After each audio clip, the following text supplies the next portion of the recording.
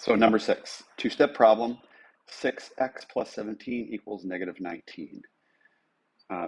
Hopefully you're getting familiar with the idea here that you see something happening to x, multiply or divide, and then you see something else happening, add or subtract, and we are undoing the add or subtract first. In this case, x is being multiplied by 6, and 17 is being added to it, so we're undoing this plus 17 first with a minus 17. Take everything that's there on the left-hand side and write it first, and then minus 17 at the end. Equals everything that's there first, and then minus 17 at the end. Okay? This plus 17 is undone by this minus 17. It's the reason you chose it, and those cancel out, leaving you just with 6x. Here, you're already down 19 below 0, right? Negative 19, and you're going down even further, so you should get a bigger negative number at the end, okay?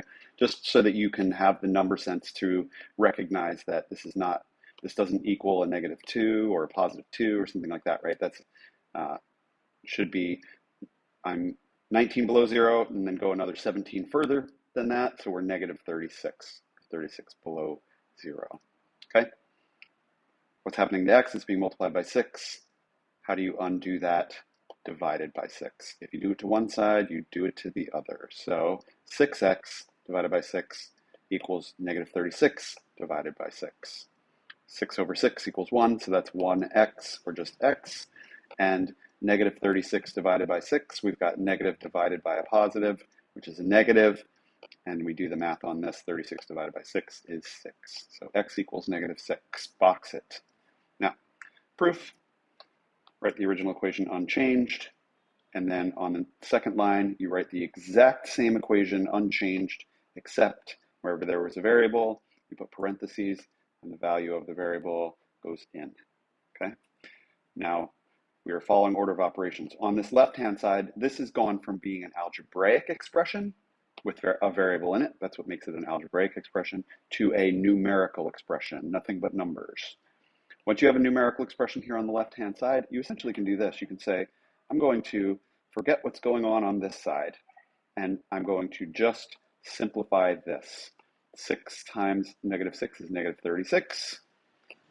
Rewrite that plus 17. We're not dealing with that yet. And now here we're checking this, and we say, okay, we're down 36 below 0, and now we're going up towards 0, but we don't go all the way to 0. We only go up 17 units.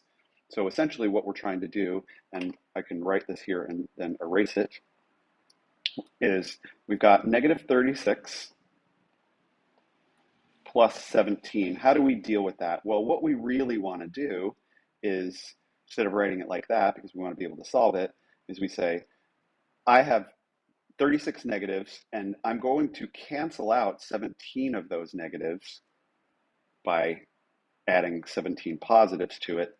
One positive cancels out one negative, so we can say, okay, if we had 36 negatives and we took away 17 of those negatives by adding 17 positives to it, how many negatives would we have left? So we say, okay, you can't take 7 away from 6, there's not enough there, so we can borrow 1 from its neighbor and put it here. That's 16, and then 16 minus 7 is 9, and then here 2 minus 1 is 1. And remember, even though it says 19 here, what we did was we said we've got 36 negatives, and we are canceling out 17 of those negatives. We have 19 negatives left over. So if you think about it like that, you'll understand that this 19 represents the number of negatives that are left over. Of course, never do that work in the way. You can do it over here in the margins or something like that. Try not to do it up here. It just slops it up and makes it visually difficult to see.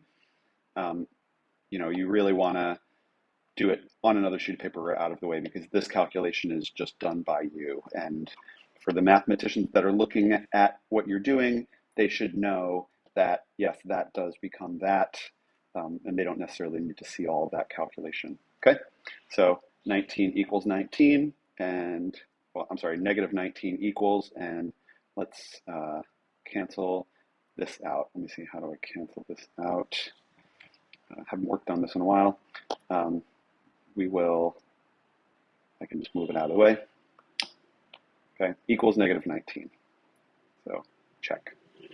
Now let's do the next one, number 7.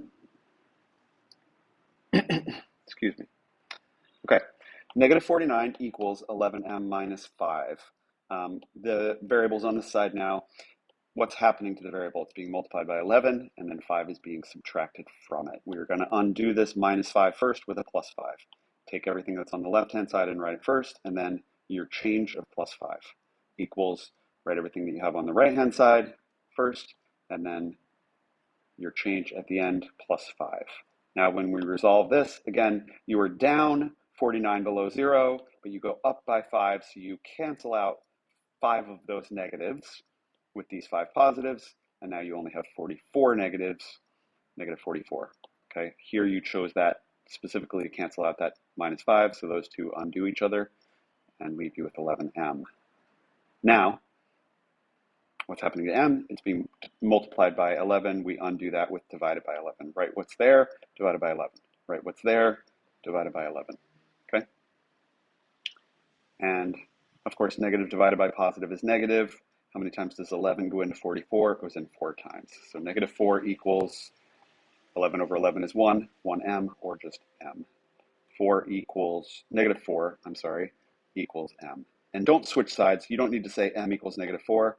It's whatever it ends up on. If it's on this side and the way that you did the math is it, this simplifies to that there, then don't switch sides. What you're doing on the right-hand side is just simplifying what's on the right-hand side, and that makes the m be there. So, resist the urge to just switch sides for no good reason. Now, take the original equation unchanged, rewrite it exactly the same, but wherever there was a variable, put parentheses and the value you believe it to be, negative 4, inside. Okay. Now, at this point, we can do the same thing where we say this negative 49 on the left-hand side doesn't need to be simplified at all. That's just negative 49. It already is as simple as it's going to get. So we're going to just cover it up for a second. We're going to say, let's look at the right-hand side here, and we're going to simplify this down to a single number. It's gone from being an algebraic expression to a numerical expression when we substitute a value in for m, so there's no more variables. Okay, it's only an algebraic expression because algebra is related to variables, and so since this has a variable in it, it's an algebraic expression. Here, there's no more variables in it, it's just a bunch of numbers, a numerical expression, and we can simplify this. 11, by the way, we use order of operations. So 11 times negative 4, negative 44. This minus 5 comes down. We will do that on a different step. Negative 44 minus 5. We're down 44. We go down another 5. Now we're down a total of 49, negative 49. And at this point, we can say, let's take a look at, let's take a look at what's here. And of course, indeed, it does say negative 49 on both sides. So check, give it a check. That's it.